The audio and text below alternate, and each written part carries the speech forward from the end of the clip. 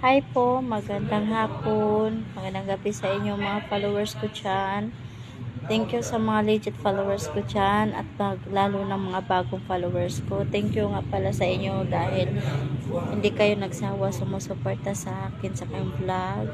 At ako ngayon ay wala akong nagawa ngayon dahil nga ay wala ako sa mood at ako ay hinang-hina at nanginginig yung mga katawan ko, mga kalamanan ko. Ako ay nahihilo nung kaninang umaga pa hanggang ngayon.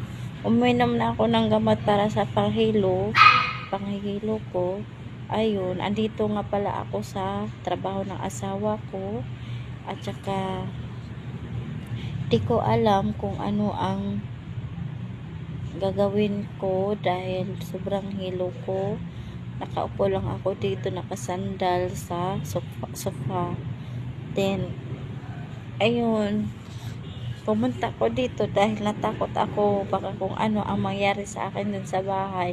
Sobrang init kanina at baka ma-stroke ako.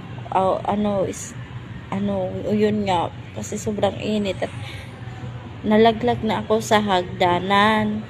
So, ako lang kasi mag-isa, iniwan ako ng asawa ko dahil duty siya, pumasok siya alas